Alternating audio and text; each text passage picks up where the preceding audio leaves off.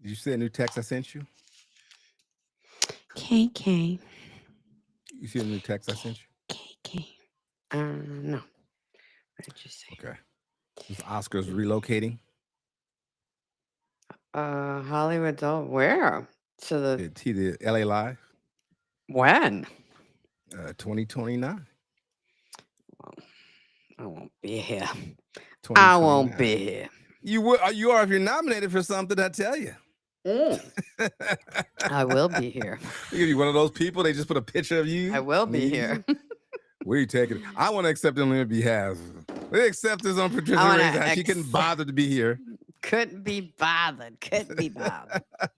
She's in the backwoods of North Carolina somewhere. Couldn't be bothered to show up. Couldn't be bothered. Oh, man. God, I hope to see an Oscar speech from you one day. I really hope. Me too. Okay. All right. We're rolling. I'm at 90%. So we'll do the Oscars first. You want to do the Oscar or you would do the meta thing first? Let me do the meta thing first. And then all right. We'll close the Oscars. That'll probably spiral into 100 different conversations. Yeah, really. Okay.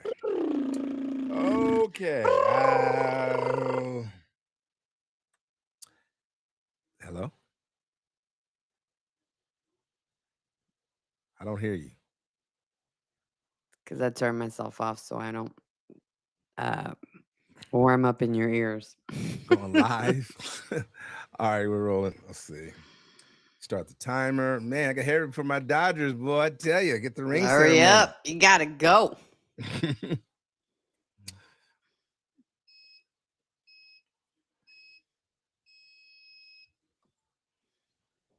He's the amazing Dr. Gray. He's Mr. Organized. He can organize your life, too. And if rash develops, discontinue use. This is the world-famous pop culture show with me, Dr. J. And Patricia Ray. On New HD Radio. Bringing you all the pop culture news and business stuff and gossip you could stomach. Hello, right. Patricia Ray. How you doing? I'm doing good. I'm getting ready. You know, this is going to be a big weekend. There's a huge protest. The No Kings March is on Saturday. Yeah. And they're expecting over. The last one reached 7 million. And so they're thinking that at least 2.5% will really make a difference. So I think that it'll reach at least 12 million. 12 million. I'm glad they do it on a weekend because, you know, they always hold up the freeways. So you wouldn't want to do this on a Monday morning. No. Or Friday afternoon. Mm-hmm. Kind of hard to get people on your side at that point. It's like, look, that's go right. home. But this is a time for unity and to come out and get some, like, charge yourself up to go out there and fight the good fight, the democratic fight. You know, we're still fighting for all kinds of things, you know. Truth, justice, and the American way. Yeah.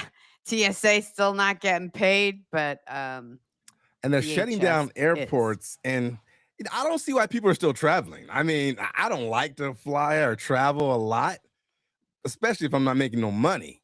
So I find it hard that people are still trying to do this. I would have been like, the hell with my plans. I'm not going anywhere.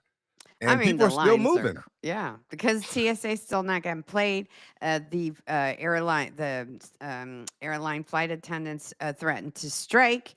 And so then the administration said, yes, you know, that $10 billion that slush fund we have on the side, let's use that to pay TSA. And it passed in the Senate, but didn't pass in the Congress. They nixed it. So here we go again. Here we go again.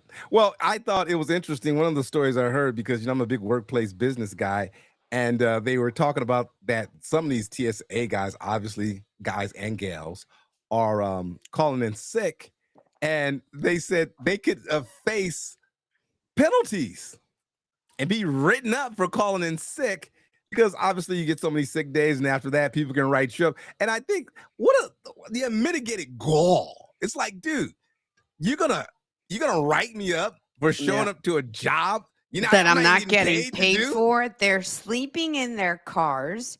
They're Yeah. going without meals so they could pay their children. And ICE, DHS is patrolling the airports, which they're supposed to be there helping, but they're sitting there watching and snacking and just doing nothing. In But they're organizational getting behavior, paid. we had a thing called the psychological contract. And it was a theory thing. Basically, a psychological contract says if an employee shows up and does their job and the employer creates a safe working environment for you to do your job, ultimately, you're supposed to get paid. That's what we called organizational behavior as the psychological contract. I show up, you create an You pay me. environment for me to show up. I'm safe, I'll do my job, and I get paid.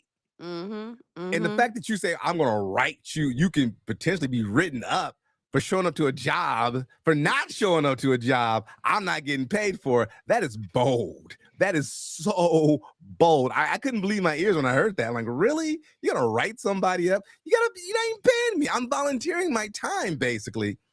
Yeah. And they say they still get paid. If you show up and don't call in sick, they owe you back pay.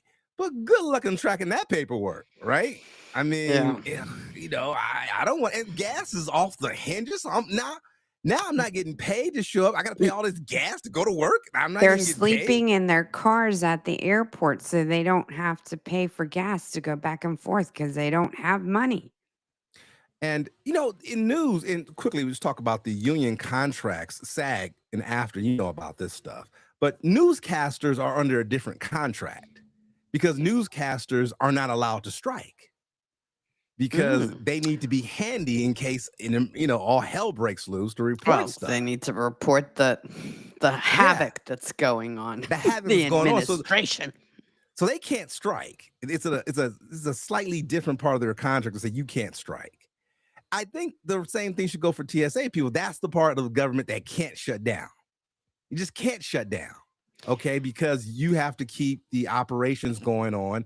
And someone said something I thought was very interesting. They said, listen, when people are waiting in 4-hour lines and you have less TSA officers, the potential for a terrorist attack comes up because now you don't have enough eyes to pay attention to what's going on. But it's much more important to win your battles by squashing the people. Squashing people. Yeah, there you go. That's right. Yeah, that never works. Okay. Well, there you go. You're going to be out protesting tomorrow? I have my T-shirt and I got my sign. I got my sign ready. I got a good sign. Protest enough for Dr. J because I won't be out there. I know. Everybody, I'll be there in spirit. Everybody has to do their part, and they do it in their own way. Yeah, I like to go out and protest because I like the community. I like the sense of empowerment. I like to feel like I'm making a difference. I like to make noise. And it takes my anger out of a place into a community where I can voice it. You know what I mean? Because I can't. How many times can I complain to my partner or my friends? Or you at some point you don't want to kill every party and every conversation with politics, but it's a place for you to go and let that anger and that resentment, and it makes you feel like you are doing something. You're being part of the fabric that is what we're fighting for. And speaking of a platform to make things heard, I mean, social media. Oh, they didn't have a good week, social media, let me tell you. No, they didn't. They had a very, very bad week in a landmark case. The first of its kind, reported by the New York Times. Meta had to pay out $4.2 million in a case. Now, Meta is Instagram and Facebook and YouTube were both named in this lawsuit. YouTube is owned by Google. Mm-hmm. In the lawsuit again that was brought against them by a 20-year-old plaintiff, her name is KGM, who accused the social media companies of being as addictive as cigarettes, that led her to a depression, anxiety, body dysmorphia, and suicidal ideology. She became addicted since she was 6 years old. She was a victim of harassment and bullying at school. So social media became like a big part of her life. You know, she was able to use the filters and like help herself feel prettier about herself. But this case is actually one of thousands of cases that are being brought against Meta and YouTube by the schools and the attorney generals in many of the states for creating a product that is addictive. And they're saying that one of the methods that they use is the infinite scroll, the Mm-hmm. algorithm recommendations. Could you notice when you like something or you watch something for a little while, all of a sudden you get a lot of things about beauty Oh products, or you God, I get know. things about fitness, or you get things about calluses. That's all intentional. Oh, And absolutely. Like it's like Vegas. autoplay. Yeah. So YouTube argued that they're not a social media platform, actually, that they shouldn't be in this lawsuit. This lawsuit also included TikTok and Snap, which owns Snapchat, but TikTok and Snapchat settled out of court. Meta and YouTube thought that they would do well in court, that they were going to be able to win this case because they claimed kind of like a freedom of speech, which is Article 201 or something like that. And Yeah. they said, well, you know, we are allowed to say whatever we want. But the Judge Carolyn Cool, she ruled and she disagreed. She said that this isn't about speech protection. This is about product design. And Absolutely. they had information. The investors and the people on the board, they had information that their products were hurting children and harming them, and they still didn't change any of the regulations, didn't change any of the way they use the platform to get people to how do you call it when you pimp out the platform? Anyways, I don't so know. So many words you could I go know, with there. right? So among the school districts and the state attorney generals, they used her lawyer used a personal liability playbook that was used against the big tobacco companies like a few Ah, decades ago, yeah, I heard that. arguing that these companies created an addictive product that harms users. They're also this win is a really good win for them because on Wednesday as well, they had to pay out $375 million, Meta and YouTube, on Which is another case which is that nothing.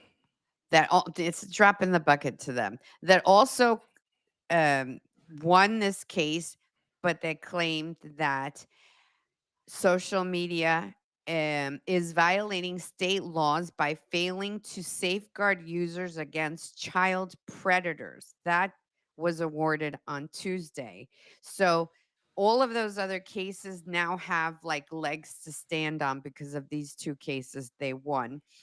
A while ago, the Surgeon General had even called for warning labels on social media. That never came to pass. But we're like one of the only countries in the world that doesn't have any regulations on social media. Yeah. Social media is banned in countries for young users, like underage users in many other countries. I wish they So banned it from me. I wish I can get banned from social media. I really do. That's the only way I can stop and get better. I want to be banned. I want Meta to say, Dr. J, no more. No more, well, Dr. J. if I'm gonna admit, me as an adult, I'll spend sometimes 2, 3, 4 hours on Instagram, Good Facebook, Lord. YouTube. Good Lord, Patricia.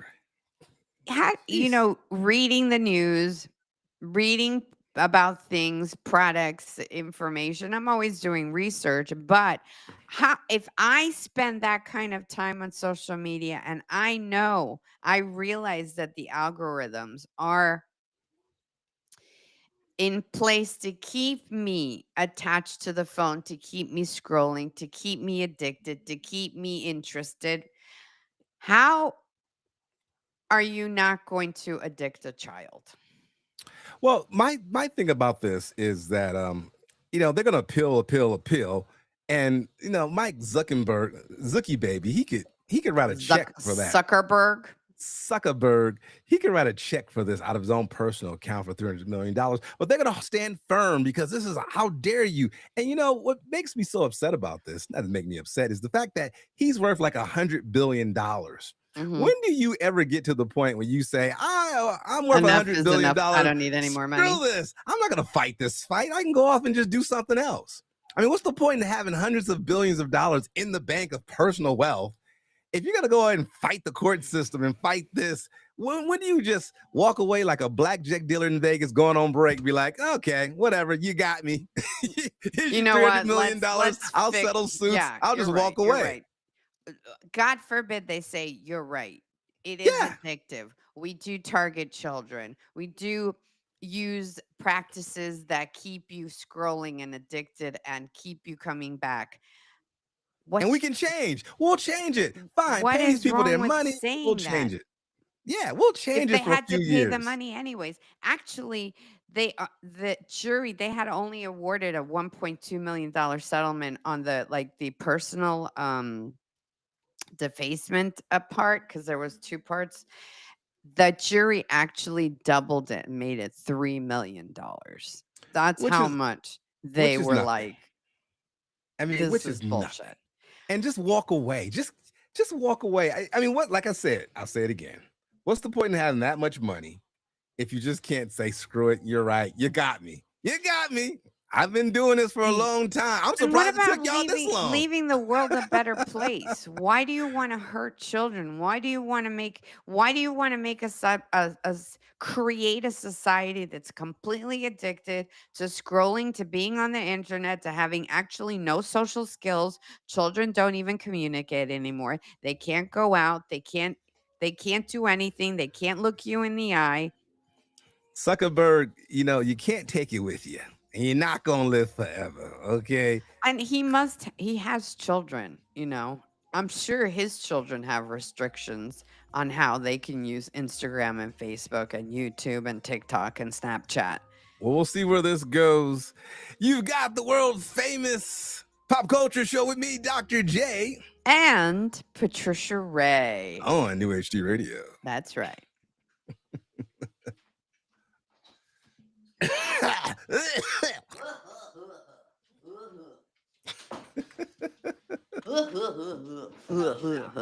Don't you get me started. Don't you get me started. Oh gosh. I wanted to talk about that insider trading, that $1.5 million insider trading bet that they did against future stocks. That's what I really wanted to talk about. Yeah. We can talk about it. That's not going away, so we'll talk about it some other time. That was just crap right there. That's freaking bullshit. No. They just keep getting richer and richer. And he can't even take, and he's 84, he's 82 years old now? And it's like, dude, what are you doing? Trump-diddy-dump-diddy? Yeah, it's like, dude, you can't spend this money. You won't live long enough to spend this money. What are you doing? He's just trying to. Did you see that he is the only sitting president that now has his signature on the bottom of the U.S. currency? Yeah, and that's illegal. Yeah, he doesn't care. He doesn't care. He doesn't care. And you know what? If I could get away with it, I probably would too. We don't care. But let me get away with some stuff. All right. All right. I don't want to get with nothing. Who's listening? No, I don't want to get it with nothing. He's not doing anything wrong. Nothing to see here. Wrong. Nothing to see here. All right. Starting timer. Oscar. Woo! Oscars. I wish it was an Oscar, my wiener.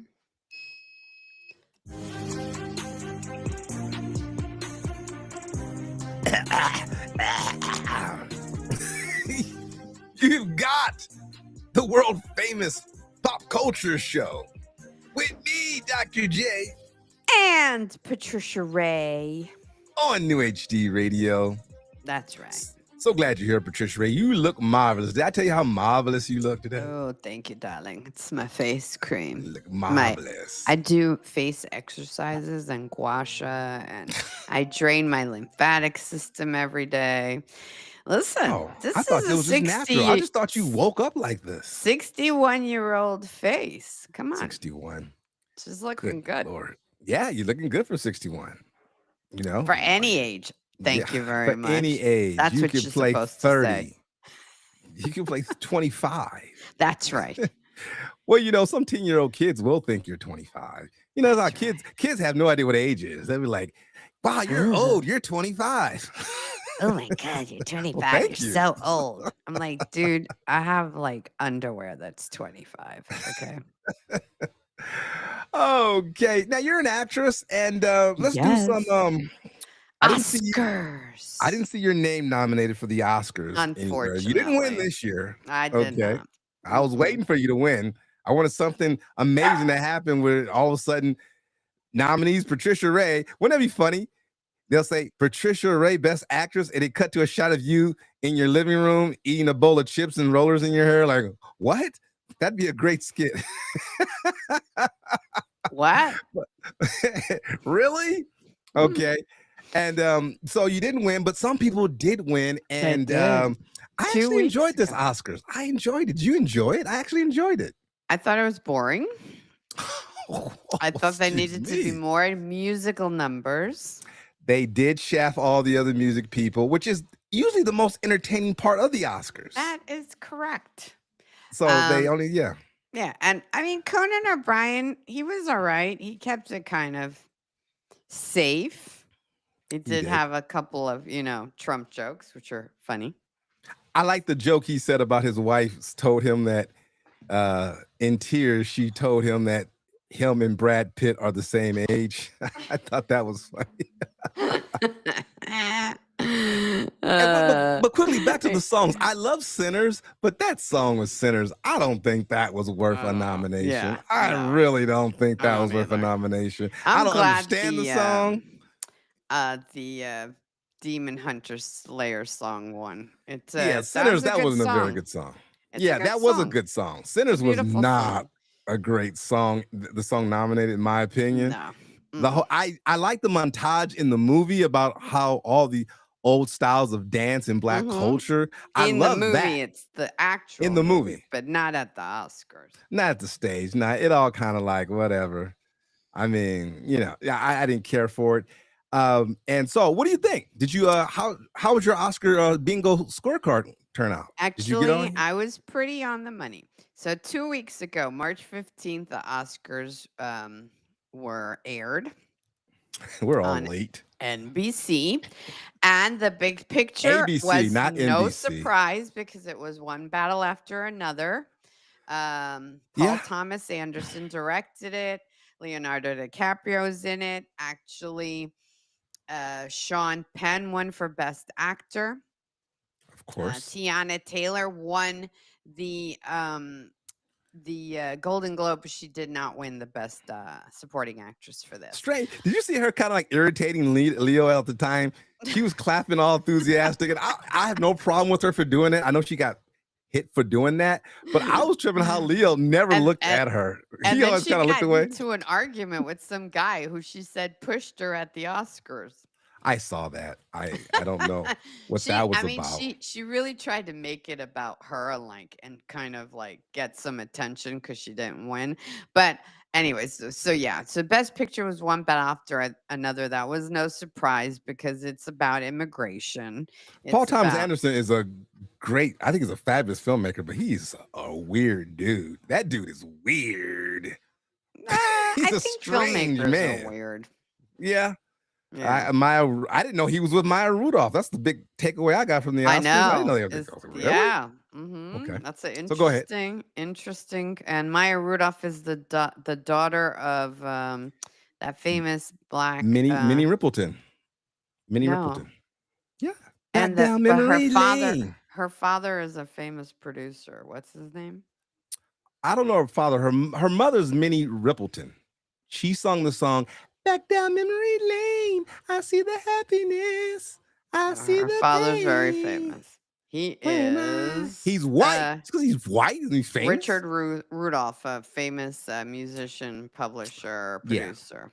Anyway, her mother died when she was very young too. Her mother died like in the early 80s when she was just a little girl. So the big surprise to me, because I thought for sure Timothée Chalamet was going to walk away with the Oscar, but 2 weeks before the Oscar, he said that the arts, the ballet and the opera are useless arts, and he got so much backlash for that.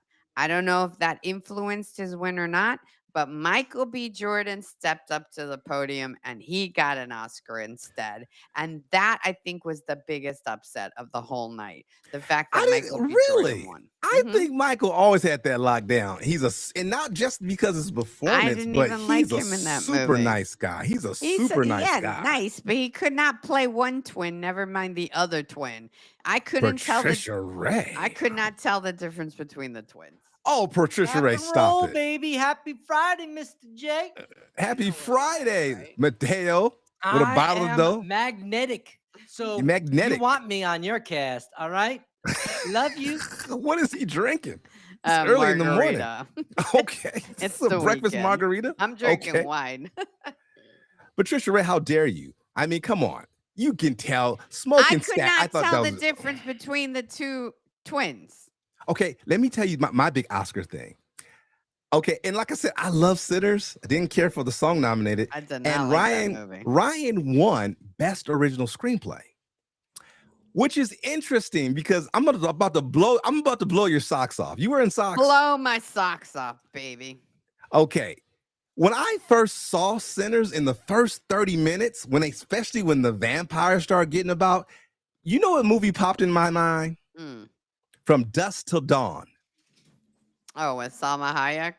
With Quentin Tarantino and George Clooney. No, because if you've ever seen, did you see From Dusk to Dawn? Of course.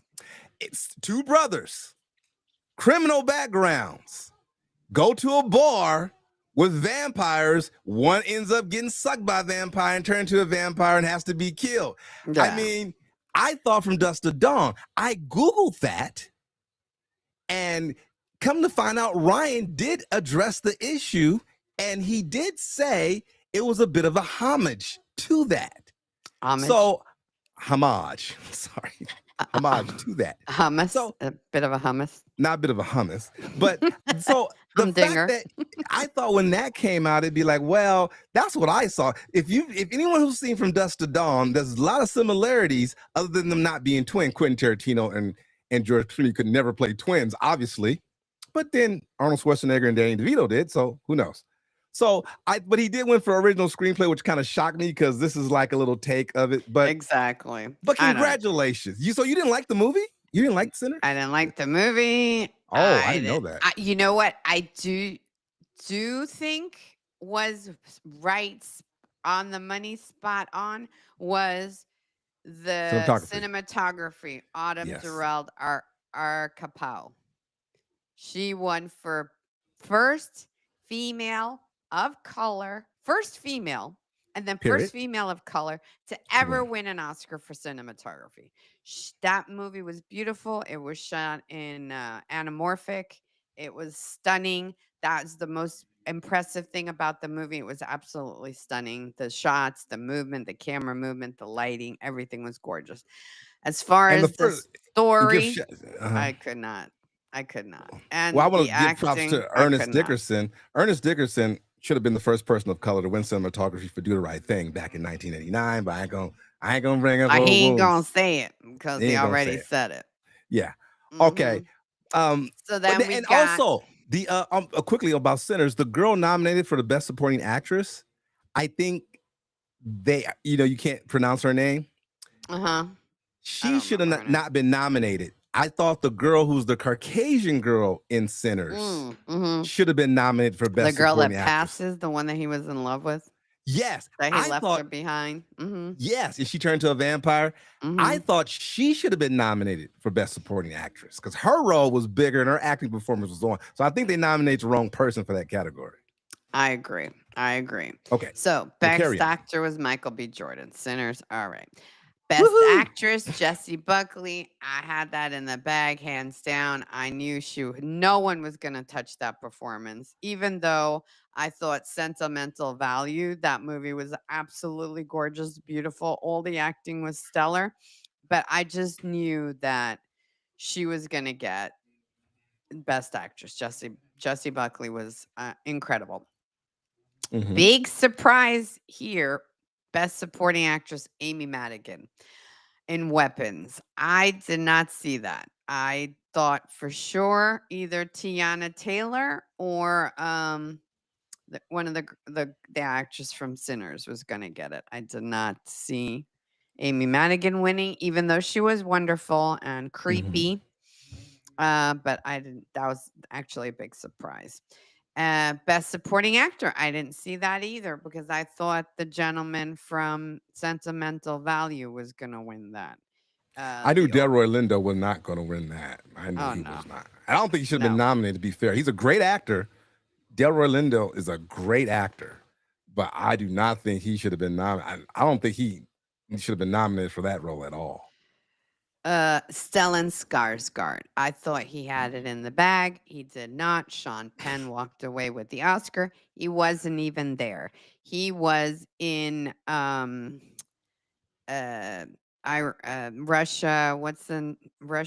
Ukraine. He was in Ukraine having talks with some of the Ukrainian leaders. Because that's what he does. That's what he does. That's how he rolls. They gave him a Oscar that they made out of metal from the war that they melted down in like a commemorative kind of way, and he was very honored. Original song was Golden from K-pop Demon Hunters. Like you said, original score was from Sinners, written by Ludwig Göransson. Animated film was K-pop Demon Hunters. The speech was actually very moving. The Korean producer and filmmakers, they were, so surprised and so humbled by the fact that a Korean movie had such reach. Documentary film was Mr. Nobody Against Putin. So those were the big winners. No. Falling asleep. There he is. You might as well tell the best winner for documentary short. Which one was that? Oh, short. That was something. But yeah, that's how you do. And then you said that the Oscars are actually moving from the Hollywood and Highland Theater, the Colby Theater, Kodak Theater, downtown. They struck a deal, the Academy with AEG, and they will have the Oscars starting in 2029 at LA Live, which means that, wow, they're going to have downtown. My God, the traffic. God, no. And I didn't get into details on the story about why they thought this was a good idea. Maybe it holds more people. Maybe they're trying to help downtown LA build up its style because, if you're going to have the Oscars there, they're obviously going to have to spruce the place up. Clean up the neighborhood, clean up the area. Move Skid Row down like 3 blocks further. Excuse me, you're going to need to be homeless on the next block. Yeah, you're going to have to go away. We got Oscars coming in. But, originally the Oscars was held downtown, remember, right? The first Academy Awards was held in downtown LA. So I don't know if this is a flashback to nostalgia where they first had it in downtown LA. but I always thought Hollywood's a good place to do it. Maybe the contract rolled out. I didn't get too much into the details of it because you can't really believe what you read anyway about this. It could have been So the here we money go. dispute. LA You got Live, something on the that? 23-acre, 4 million square foot sports and entertainment district recently expanded its plaza, will host the Oscars red carpet arrivals and activities. Significantly more people will be able to attend the Oscars ceremony at the Peacock Theater, which currently seats 7,100 compared to the Dolby Theater, which only seats 3,400. By the time of the move, the Peacock Theater may go by a different name. Its naming rights come up for grabs in 2028. So they're gonna I have think more it's just people there. Okay. More tickets. it's double the size. It's 7,000 seats compared to 3,400 seats. So a lot more people can go, which I agree because a lot of these movies, like when I was in Maria Full of Grace got Catalina Sandino Moreno, the lead. She got nominated for an Oscar. None of the cast was allowed to go because there just wasn't any room. If Were it you had like at been least at in the lobby? Were you standing in the front no, protesting, we or were were not you? What were you? invited. We were not invited. You were So at home. You didn't go to Oscar party or nothing. no, mm-mm, Oh, those bastards! yep. When you win your So Oscar, you can make sure to tell the story when you actually win your Oscar. I will. How this is Okay. I could have been there in 2004, but I had to wait another 30 years. Hey, the That's longer the wait, the that's sweetest how the it goes. victory. And if it's 30 years, 40 years, 50 years, I don't care. I think it's an honor to be recognized by your peers and the community, and so I would be there The only thing even if about I the had to Oscars that pisses me hobble off. there. Now, I will say the whole memory thing, they did really good this year Oh, about in all the the people that memoriam. passed off. Mm-hmm. Memoriam was starting with Rob Reiner, of course. Yeah, and That then Barbara tragedy. Streisand sang the song "The Way We Robert Were." Redford, all these people, and a good friend of mine. Let me give a shout out quickly to you'll see Do it. her next year. Okay. Judy Pace, actress Judy Pace, passed away a couple months ago, 2 weeks before the Oscars. Judy Pace is a Look her up. friend of the family, and her daughter went to law school. Her daughter and my wife are best friends. They went to law school together. Judy Pace I has know 2 Judy daughters. Pace. Yes, Cotton Comes to Harlem. Did a lot of The Sanford and Thomas Son, Crown Batman. Effect. Yes. Yeah. She's a She passed beautiful away. woman. Got 2 daughters. One's an actress. Julia Pace is an actress. She's been on Days of Our Lives, and her oldest daughter. And she was married to what's his name? The guy who played the brother who pushed around Ironside in the TV show. Don Mitchell. Don Mitchell. Don Mitchell. She saw and then she later got married to Curt Flood, an ex-baseball player who challenged the free agent system.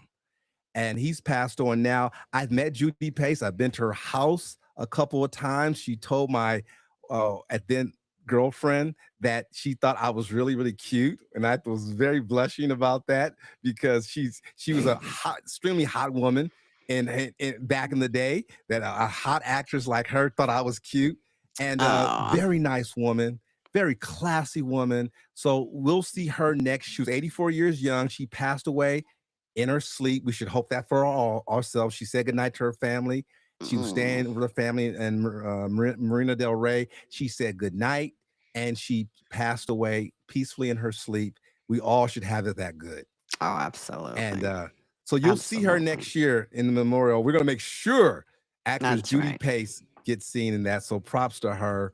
And she never was nominated for an Oscar, but she's a piece of Hollywood history, especially she's Black Hollywood royalty. Judy Pace, rest in power. Rest in power, my love. Okay.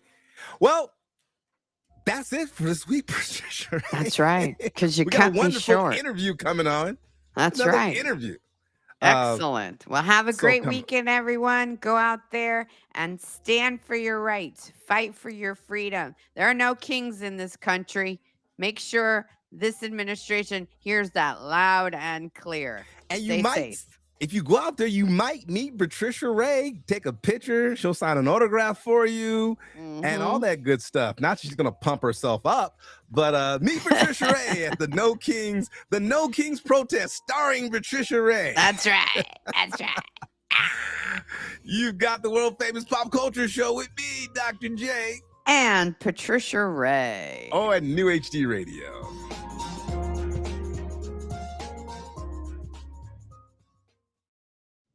That was fun. That was fun. That was fun. You had to do a friend a favor.